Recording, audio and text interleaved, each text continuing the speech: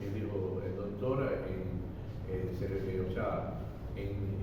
pasamos el día 29 de octubre, que es el Día Mundial contra el ACV, y hoy vamos a dar una charla de concientización, y Raúl Murray, después bueno, el doctor va a dar el 14, la de diabetes, también muy, yo creo, interesante, pues son todas cosas de conocimiento que uno debería, como potencial paciente, cualquiera conocer, por lo menos informarse. Así que estamos muy agradecidos de tener toda la mayoría de la prensa acá, yo creo, y porque la discusión es fundamental. Y ustedes tienen todo eso, el alcance que normalmente a veces uno no tiene. El 14 también vamos a hablar de la neuropatía diabética, el 15 de la neuropatía diabética, que es una complicación de la diabetes que es muy frecuente, y que son detalles y cosas que por lo menos falta información. Pero con respecto al tema que nos trae hoy, vamos a hablar del ACV. El ACV es la enfermedad cerebrovascular, o de lo que se denomina también accidente cerebrovascular, también se conoce como ictus o como stroke en inglés. Y bueno, como bien ya Murray enfatizó, el 29 de octubre ya se celebra desde el 2008 por la Organización Mundial de la Salud, y el objetivo es informar y concientizar acerca de lo que es el ACV y todo lo que se está haciendo y lo que se va a hacer con eso. Por definición, para que la gente entienda lo que es el ACV, es un cuadro agudo generalmente de síntomas neurológicos que pueden ser focales y que dependen de un territorio vascular. ¿Qué significa eso? De la irrigación de un vaso arterial, que puede ser o una arteria o puede ser una vena. Los hallazgos neurológicos, los síntomas neurológicos agudos, son generalmente debido a un fenómeno de embolia o trombosis sobre un territorio arterial. Y eso hace que se produzca un déficit isquémico o una falta de irrigación de sangre en ciertas zonas del cerebro, y de ahí es donde aparecen los síntomas neurológicos. El evento siempre de los ACV generalmente es de un perfil que se llama temporal, pero es un perfil que puede empezar desde muy pocas horas hasta directamente aparecer el síntoma agudo. Todo depende del tipo de ACV. Hay diferentes tipos de ACV. Hay el 62% de los ACV son isquémicos, o sea, donde la arteria, por alguna casualidad, por un émbolo, un pedacito de sangre o un trombo, se cierra la arteria, y dictalmente esa zona que se tenía que irrigar no se irriga, y aparecen los fenómenos isquémicos, y esos fenómenos isquémicos que vamos a explicar producen los síntomas.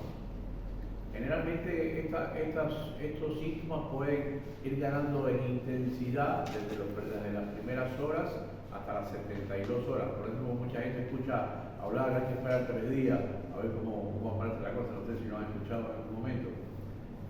También, de todas maneras, hay que saber que los ACV pueden ocurrir y desaparecer los síntomas en 1 hora. Y es lo que se denomina en 1 hora o en menos de 24 horas, y es lo que se denomina los llamados ataques transitorios isquémicos. Y ya no tuvo un ACV, tuvo un ataque transitorio isquémico. Lo que marca mucho el tema del ataque transitorio de isquemia es si hubo una lesión a nivel del cerebro o no, un infarto cerebral. ¿Qué otra cosa más les puedo decir? Bueno, el tipo ACV más común es el isquémico, donde hay falta de irrigación de sangre en una porción distal de esa arteria, que puede ser infartos venosos también. Hay infartos cerebrales que son arteriales y hay infartos cerebrales que son venosos también, que tienen características un poco distintas. El otro tipo de ACV, que ocupa alrededor del 28%, es el ACV hemorrágico. El ACV hemorrágico es cuando se cierra la arteria como tal, porque hay un émbolo, un trombo, algo como que cierra el canal completamente, y después del otro lado, por la presión que se ejerce sobre esa situación específica, esa presión, estalla la arteria y se produce la inundación del terreno y se produce lo que es el infarto cerebral hemorrágico. También hay como un tercer grupo de infarto cerebral, y el infarto cerebral hemorrágico que puede llegar a producir hemorragia subarachnoidea. Ese es el 10% de los casos. La hemorragia subarachnoidea es un tipo de infarto cerebral donde se produce una colocación de sangre en una de las capas del cerebro. El cerebro tiene 3 capas que lo envuelven: la vía madre, la aracnoide y la dura madre. Son 3 capas que envuelven y compactan al cerebro y lo hermetizan para evitar que entre los bichos, que entre las cosas al cerebro. Esas capas tienen un espacio subvirtual donde técnicamente no hay nada, pero hay veces que se cuela ahí líquido y se producen, por ejemplo, después de un traumatismo, los hematomas cerebrales. Los hematomas subdurales, tuvo un accidente y apareció un hematoma, lo tuvieron que operar. ¿Han escuchado eso? Un coágulo de sangre. Bien. Ahí les estuve hablando de lo que es la enfermedad cerebrovascular, y yo hallé interesante, por ejemplo, ver algunos temas para no hacerlo tan científico el tema. Por ejemplo, estuvimos viendo, para asimilar un poco el tema de la diabetes, el 22% de los diabéticos pueden o son más propensos a tener ACV. De 10 infartos cerebrales, 8 son por presión alta.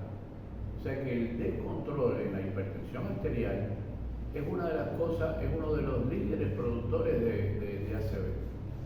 O sea, imaginar que podemos tener hipertensión, diabetes, la dislipidemia, o sea, el factor que tiene que ver generalmente con el tema de los triglicéridos, de los lípidos.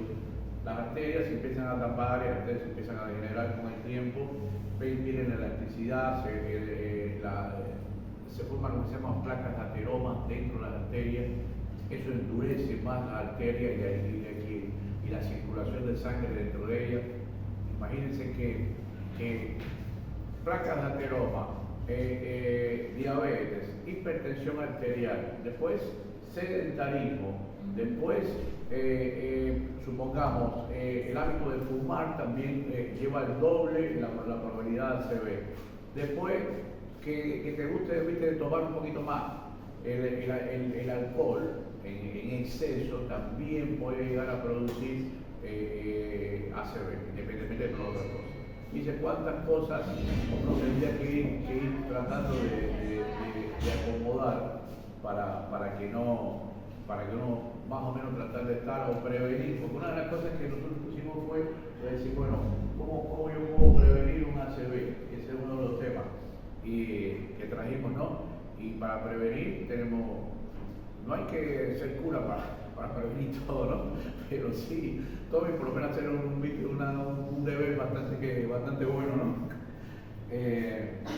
Vamos a seguir. Acá hay un dato interesante. Esto aparece en todas las normas que tienen que ver con la parte, digamos, de neurología. Pues son los signos de alerta. Miren esto es interesante y son cinco signos de alerta.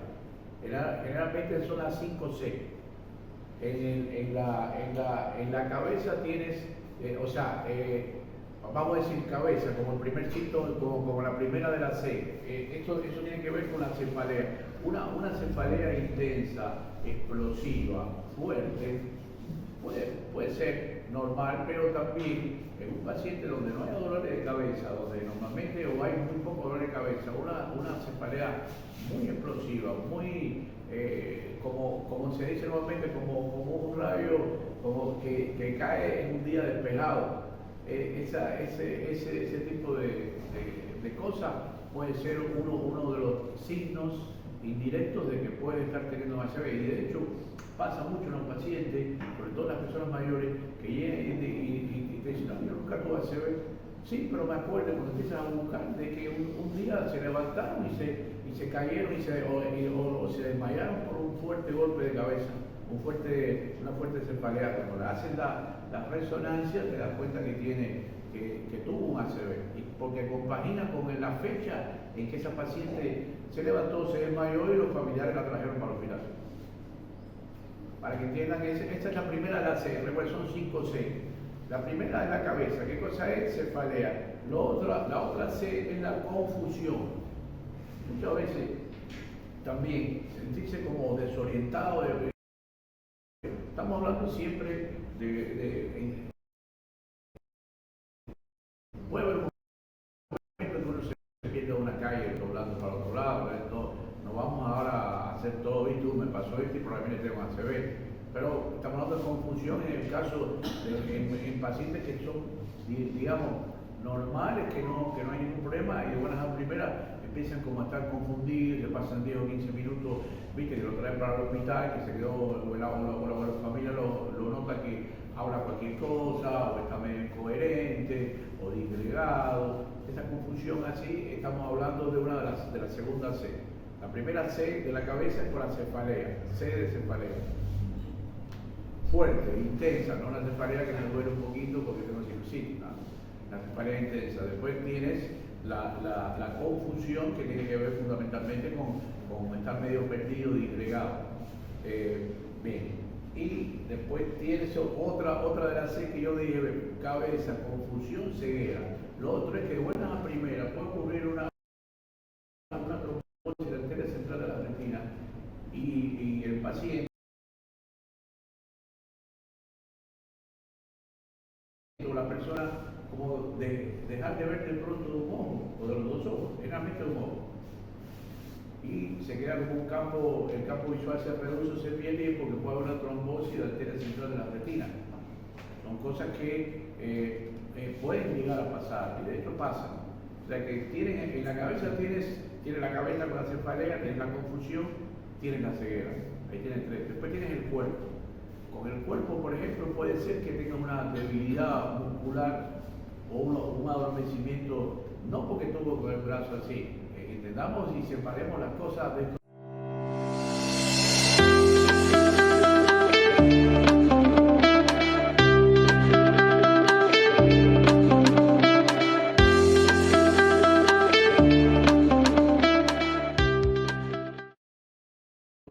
Cinco signos de alerta o de alarma. En el cuerpo, por ejemplo, uno sienta que se te durmió la cara, se te durmió un brazo y una pierna. Eso no es normal, a no ser que lo hayan leído en algo y tenga un problema psiquiátrico. Puede ser también, ojo, pero normalmente no es tan así. Cuando tú ves eso es porque el paciente dice, no, hace una hora que se me durmió la mano y no había otra cosa que lo justifique. Y después, por último, también tenemos el tema de la caminata, que en realidad es la traducción de la marcha. El paciente tiene dificultad para caminar. O sea que fíjense que vamos desde la confusión, que la confusión se traduce por estar disgregado o desorientado o mareado también, tipo vértigo. Hay infarto cerebral después isquémico, cuando uno empieza a dividir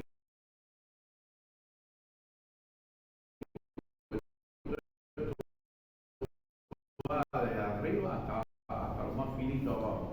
Después empieza a haber infarto de la circulación anterior del cerebro y después infarto de la circulación posterior del cerebro. Siempre esto va a estar relacionado al infarto cerebral con la parte, digamos, vascular del cerebro. Yo iba a traer una imagen en 3D que se veía muy bien, pero viste era demasiado. Quería enfatizar en esto para la prensa y para que lo difundan en el tema fundamental de los signos de alarma. La cefalea intensa, la confusión, el mareo, los trastornos visuales, la diplopia o la ceguera repentina. Esas son cosas que la gente tiene que saber y que tiene que llamar al servicio de emergencia o a su médico de cabecera, porque podrían evolucionar y sumar más síntomas. Alguien empieza con que se le enreda la lengua y no puede hablar bien y tenga un lenguaje troperoso y después al rato se le empieza a dormir el brazo. No hay que asustarse con estas cosas, pero hay que sencillamente estar atentos porque a cualquiera le puede ocurrir. Hay varias causas que pueden producir ACV y ahora tocamos ese tema. ¿Cuáles son esas causas? Por ejemplo, tenés el caso de, por ejemplo, el uso de anticoagulantes en pacientes que lo necesitan. En las mujeres los anticonceptivos orales son causas de ACV porque viste, van a trabajar directamente sobre arterias muy finitas en el cerebro.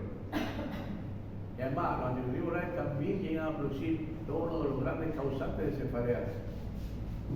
Cuando llega una paciente joven a la consulta y dice, tengo un dolor de cabeza de 6 meses, y de las preguntas obligadas, ¿usted toma anticonceptivo oral? Sí, como no. Y bueno, vas a salir embarazada. Lo vas a tener que dejar de alguna manera, o cambiártelo con otro.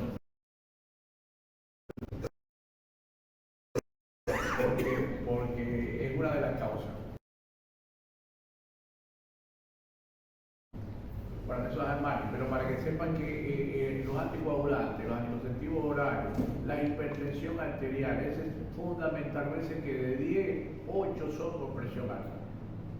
Uno de los problemas más grandes que tiene que nos encontramos en los pacientes, ¿cuál es? Llega un paciente a la consulta por mareo y le pregunta, ¿usted padece alguna enfermedad? No, yo ninguna, no. Ah, no me diga. Entonces, como ya uno viste, ya se lo que ve el pelo, le pregunto, ¿y qué pastilla está tomando? Me dice, no, yo tomo Nalatril. Usted es hipertenso, entonces. Ah, sí, pero yo estoy bien, ¿eh? ¿Y cuándo fuiste con el cardiólogo la última vez? Y ni me acuerdo. Entonces, te das cuenta que son todas cosas mal que van llevando a que el paciente cardiovascularmente se vaya desmejorando. Y después los neurólogos lo que recibimos es el impacto de la hipertensión, de la dislipidemia, de la diabetes a nivel de los vasos sanguíneos cerebrales con la hemiplegia. El accidente cerebrovascular es la segunda causa de mortalidad en Argentina. La primera son las enfermedades cardiovasculares. La tercera son los accidentes de tránsito y la cuarta son el cáncer. Después hay un montón más. El accidente cerebrovascular, si bien es más frecuente después de los 40, 40 y pico de años en adelante, puede aparecer también en niños, en jóvenes, en adolescentes. Hay trastornos, digamos, de las arterias que son congénitos que pueden llegar a producir accidentes cerebrovasculares en personas jovencitas. Entonces, no es una cosa tan excluyente de los viejos, ya es algo que puede aparecer en cualquier edad. Y si se puede prevenir, mejor. Ya cuando uno sabe, se habla muchas veces de que una de las prevenciones pasa también después de los 40 por empezar a tomar aspirina prevén. Y es una de las cosas que nunca hacemos nadie, ¿viste? Hasta que uno empiece a enfermarse por el 50% de los que capaz su pastilla. Pero tomar aspirina prevén es algo que puede ayudar mucho. Un segundito. Bueno, acá tenemos, mira, dice, en la prevención del ACV, tanto para evitar la enfermedad como para reconocer los síntomas, antes de que empeoren hay ciertos factores. El estilo de vida es una cosa que tiene que cambiar. Siempre, desde que uno no tenga nada. El estilo de vida es cómo uno se maneja, el ejercicio es fundamental, el tema nutricional para el ser humano es vital, pero bueno, viste, nos acordamos de esto cuando estamos ya para otro lado, ¿viste? Ahí tienen que hay factores, el estilo de vida y las enfermedades persistentes. Las enfermedades persistentes son, como habíamos visto, la diabetes, la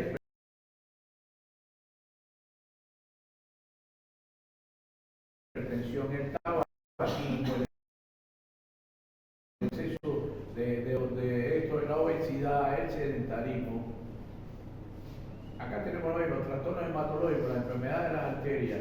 Nosotros hemos tenido acá en Sarmiento 2 pacientes con enfermedades de las arterias, son las angiopatías amiloides.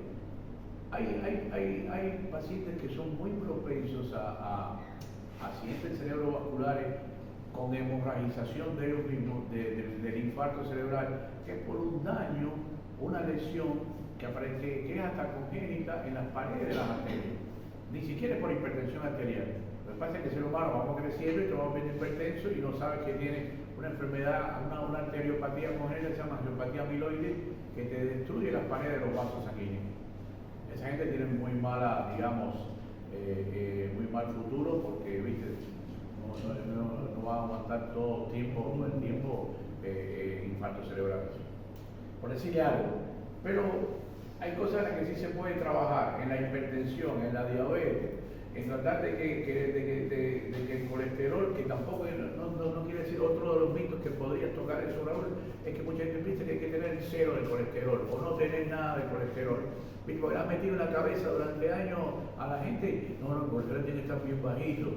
Eso lo vamos a dejar para cuando él toque ese tema y se va a dar cuenta que el humano necesita también tener un poquito de colesterol, no tener 300, pero sí, viste, 100 gramos más o menos normal. Eso tenganlo presente para hacer preguntas para lo que viene y también para, bueno, para aprender más. Todo esto es conocimiento general. Con el sedentarismo saben que es fundamental esto, dietas ricas en grasa, todos son algunos hábitos que hay que eliminar o que de alguna manera hay que controlar. Consumo excesivo y frecuente de bebidas alcohólicas, el uso de drogas también. Se sabe perfectamente bien que la marihuana, ustedes ven, nosotros hemos visto el uso de marihuana indiscriminado, ya no está tanto de moda como antes, pero tiene que saber, hablando de la parte de salud para la comunidad, que en el caso neurológico el cannabinoide nada más que está habilitado en neurología y en la Sociedad Neurológica Argentina para dos tipos de especiales. Esto es un punto y aparte, pero es importante porque hay mucha confusión con esto. Imagínate que yo he visto, no acá, pero en Gariz pasó eso.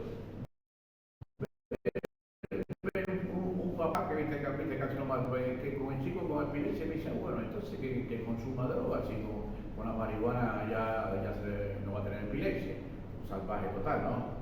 Y bueno, me tiene que decir al tipo, mira, ¿qué vas a decir a ese? Lo voy a matar. ¿Viste? Entonces, hay una confusión total con el tema, que es lo que yo hago. Entonces, es importante que sepan que en la marihuana y cierta, que es una droga, yo le diría que es más benévola, porque está la cocaína y hay otras más todavía que pueden destruir las paredes de las arterias. Esos daños son irreversibles. El consumo crónico de marihuana en 10 años deja a los chicos zombies. Después no saben sumar. Lo pones a trabajar y lo tienes que despedir porque están así embotados, así como en la computadora, ¿viste? Cuando en la memoria RAM no arranca dando vueltas, así buscando cosas. Porque dañan ciertos grupos de células en el cerebro determinado. O sea que la marihuana sí hace daño. Entonces es importante que conozcan esto. Ahora, el cannabinoide, que es una cosa especial, se usa para dos tipos de epilepsias refractarias, que son epilepsias que no tienen control. Y nada más que para controlar un poco al paciente, porque el pacientito, porque son nenitos generalmente con muchos problemas neurológicos, tiene que seguir tomando los otros medicamentos antiepilépticos. No es que le da la gotita de cannabis al nenito y ya se acabó el problema, no. Tienen que seguir tomando un cartapazo de antiepiléptico que es impresionante. Entonces es importante que la gente escuche esto y que empiece a investigar en las páginas web que sirven, pues también la gente va a buscar en el Google y hacer todo el googleo ese a lugares donde no tienen idea. Entonces siempre vienen con unas preguntas que la verdad son horribles, ¿no verdad? Y no vengan ninguno. Bueno, seguimos.